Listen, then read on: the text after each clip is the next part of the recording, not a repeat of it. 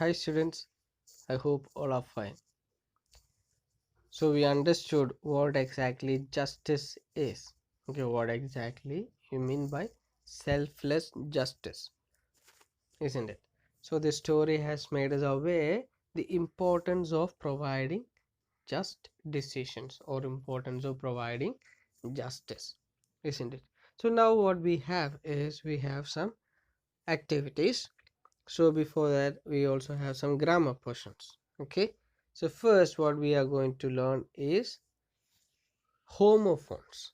All right, so if you look at these words, okay, these words have first I'll just read it for you. Tire, tire, see, see, here, here, there, there. Okay, so there are 8 words. Okay, first one is tire and also tire. So if you look at this word, these words have the same pronunciation, isn't it? These words have the same pronunciation. Both are pronounced as tire. Both are pronounced as tire. Okay, so here what we need to understand is these words, though they have similar pronunciation, they have different meaning, different spellings. Okay, and also they will have different origin. Okay, so first one, tire, T-Y-R-E. Tire means what? Tire is the wheels which we use in vehicles.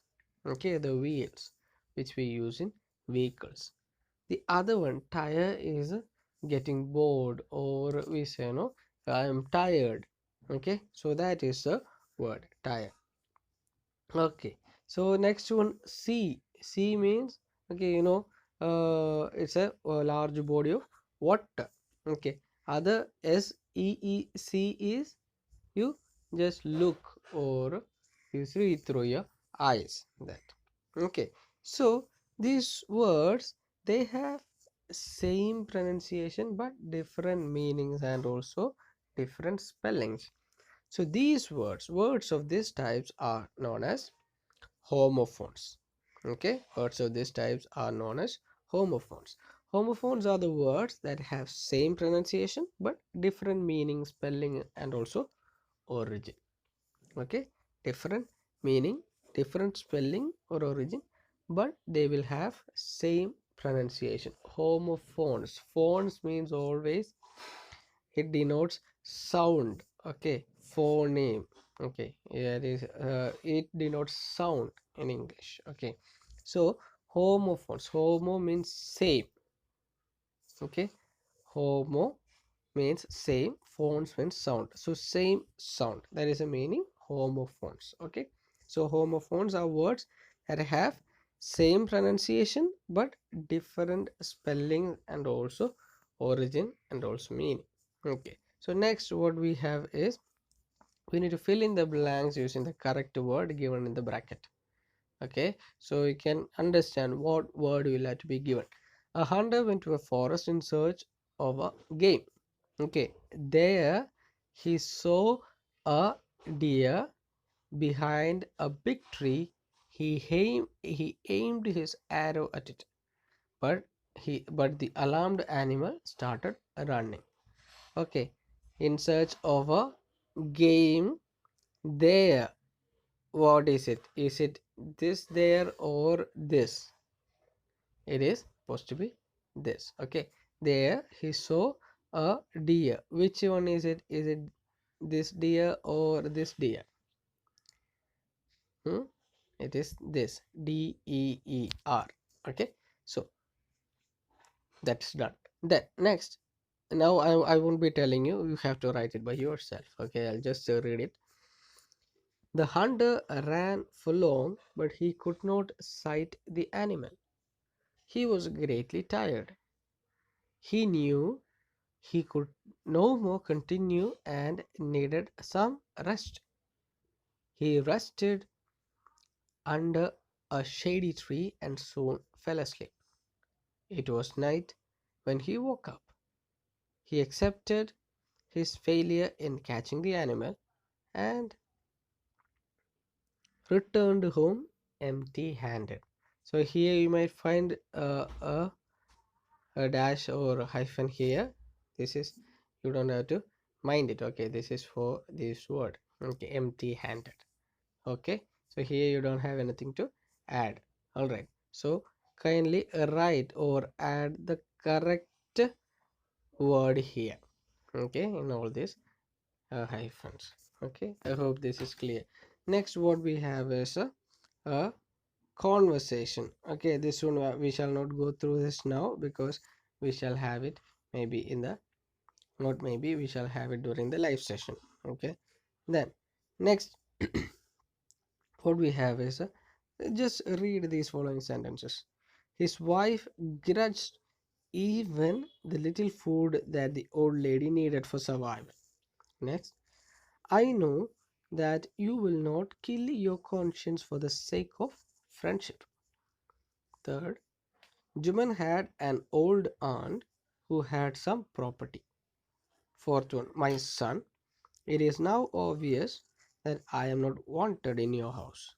Fifth one, now my aunt is claiming a monthly allowance from me which I can't pay. Okay, just read these sentences once again before going to the next one. Okay, in all the above sentences, there is an independent clause or a main clause and a dependent or subordinate clause. Okay, these sentences have a independent clause have an independent clause and also a dependent or subordinate clause. Okay, such sentences having one independent clause and at least one dependent or subordinate clause are called complex sentences. Okay, a complex sentence, what is a complex sentence? A complex sentence is often used to make clear which ideas are most important and which ideas are subordinate. Okay, so when we have this, you will understand this when I explain this.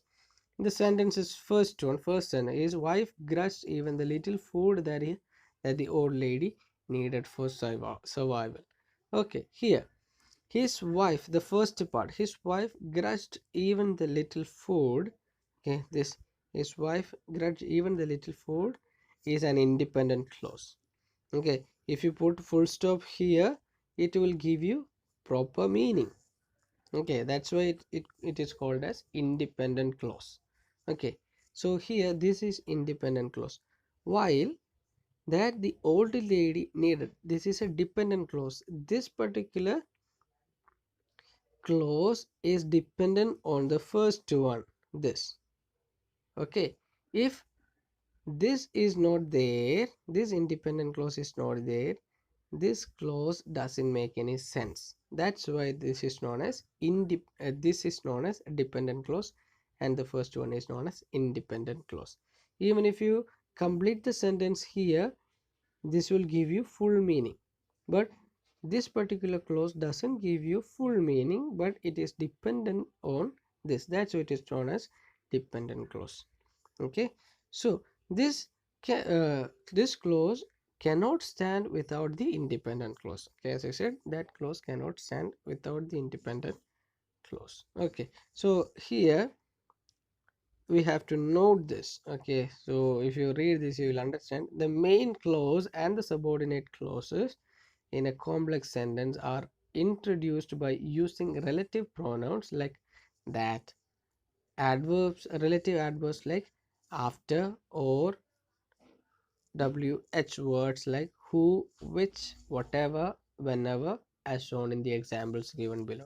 Okay, so we introduce the subordinate or dependent clause with relative pronouns like that, or relative adverbs like after, or WH words like who, which, whatever, whenever. Okay, when you read this, you will understand this particular these examples. This is the house that Jack built. Okay, that Jack built. That doesn't give you any or full meaning, but this is the house that Jack built. If you read like that, it gives you full meaning. Or this is the house, it gives you full meaning. So here this is independent clause, and that Jack built is dependent clause, isn't it? So we introduce the dependent clause or subordinate clause with these words like that, after, who, which, whatever, uh, whenever, etc. Okay, I washed the dishes after I ate breakfast. Nathan ate pancakes while he read the newspaper. Okay, then whenever he sees a pretty sunset, Nathan wants to visit the beach. He is the doctor who operated on my mother. This is Ibrahim Rausa, which was built by Ibrahim Adilash. Adil Shah. Okay, sorry. Ibrahim Adil Shah. Okay. So you see there are dependent clauses which depend on the independent clauses in these examples. Okay. So next what we have is we have a worksheet. So this one you need to write a conversation. Okay. So the conversation should be like this, that a friend of yours has failed in the examination. He or she is feeling desperate. Okay, you have to speak to him or her to know his or her problem and try to pacify him. Okay, that your friend, one of your friends have failed in the examination and you want him or her to feel at ease. Okay, feel at ease. You can also use the clues like father ill, studies hampered, and note his or her mistakes. Then failure is not the end of everything. You promote them to try again, and they can also come out in flying colors and ready to give help. Okay, these clues can be used in writing the conversation. So make sure the way you have to write the conversation, I had already told you how you have to write a conversation.